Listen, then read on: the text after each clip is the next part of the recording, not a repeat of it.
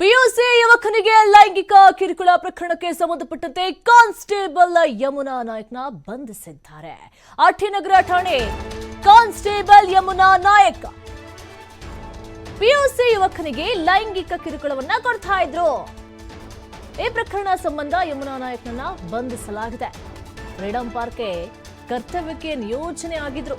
ಈ ವೇಳೆ ಪ್ರಥಮ ಪಿಯುಸಿ ಯುವಕನಿಗೆ ಲೈಂಗಿಕ ಕಿರುಕುಳವನ್ನ ಕೊಡ್ತಾ ಇದ್ರು ಎನ್ನುವಂತಹ ಆರೋಪ ಕೂಡ ಕೇಳಿ ಬಂದಿದೆ. ಉಪ್ಪಾರಪೇಟೆ ಪೊಲೀಸರಿಂದ ಬಂಧಿಸಲಾಗಿದೆ. ಫೋಕ್ಸೋ ಸೆಕ್ಷನ್ ಅಡಿಯಲ್ಲಿ ಈ ಪ್ರಕರಣವನ್ನು ಕೂಡ ದಾಖಲು ಮಾಡಿಕೊಳ್ಳಲಾಗಿದೆ. ನಮ್ಮನ್ನ ರಕ್ಷಣೆ ಮಾಡಬೇಕಾದಂತಹ ಪೊಲೀಸರೇ ಈ ರೀತಿಯ ಕೆಲಸವನ್ನ ಮಾಡಿದ್ರೆ ಪೊಲೀಸರನ್ನ ಹೇಗೆ ನಂಬೋದು? ನೋಡಿ, ಪಿಯುಸಿ ಹುಡುಗ ಏನಾಗಿದೆ ಇಂಥ ಜನಗಳಿಗೆಲ್ಲ ಕರ್ತವ್ಯಕ್ಕೆ ಅಂತ ಹೇಳಿ ಕೆಲಸ ಮಾಡ್ಲಿ ಅಂತ ಹೇಳಿ ಡ್ಯೂಟಿಗೆ ಹಾಕಿದ್ರೆ ಡ್ಯೂಟಿ ಮೇಲೆ ಇರಬೇಕಾದ್ರೆ ಇಂಥ ಕೆಲಸವನ್ನ ಮಾಡ್ತಾ ಇದ್ದಾರೆ. ಪಿಯುಸಿ ಯುವಕರಿಗೆ ಲೈಂಗಿಕ ಕಿರುಕುಳವನ್ನ ಕೊಟ್ಟಿದ್ದಾರೆ ಎನ್ನುವಂತಹ ಆರೋಪ ಕೂಡ ಕೇಳಿ ಬರ್ತಾ ಇತ್ತು. ಕಾನ್ಸ್ಟೇಬಲ್ ಯಮುನಾ ನಾಯಕ್ನನ್ನ ಪೊಲೀಸರು ಈಗ ಬಂಧಿಸಿದ್ದಾರೆ.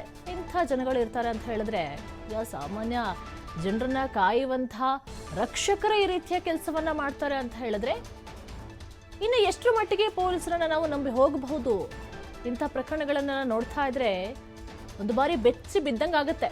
ಪಿಯುಸಿ ಯುವಕನಿಗೆ ಲೈಂಗಿಕ ಕಿರುಕುಳವನ್ನ ಕೊಡ್ತಾ ಇದ್ರಂತೆ. ಕಾನ್ಸ್ಟೇಬಲ್ ಯಮುನಾ ನಾಯಕ್ನನ್ನ ಈಗಾಗ ಬಂಧಿಸಲಾಗಿದೆ. ಆಟಿನಗರ ಠಾಣೆ ಕಾನ್ಸ್ಟೇಬಲ್ ಯಮುನಾ ಫೋಕ್ಸೋ ಸೆಕ್ಷನ್ ಅಡಿಯಲ್ಲಿ ಈ ಪ್ರಕರಣ ಕೂಡ ದಾಖಲಾಗಿರುವಂಥದ್ದು. ಈಗ ಆರೋಪಿಯನ್ನು ಕೂಡ ಬಂಧಿಸಲಾಗಿದೆ. ಪಿಯುಸಿ ಯುವಕನಿಗೆ ಲೈಂಗಿಕ ಕಿರುಕುಳವನ್ನ ಕೊಡ್ತಾ ಇದ್ರು ಎನ್ನುವಂತಹ ಆರೋಪ ಕೂಡ ಕೇಳಿ ಬರ್ತಾ ಇತ್ತು. ಫ್ರೀಡಂ ಪಾರ್ಕ್ಗೆ ಕರ್ತವ್ಯಕ್ಕೆ ನಿಯೋಜನೆ ಆಗಿದ್ದಂತಹ ಸಂದರ್ಭದಲ್ಲಿ ಈ ರೀತಿಯ ಕೆಲಸವನ್ನ ಮಾಡಿರುವಂಥದ್ದು.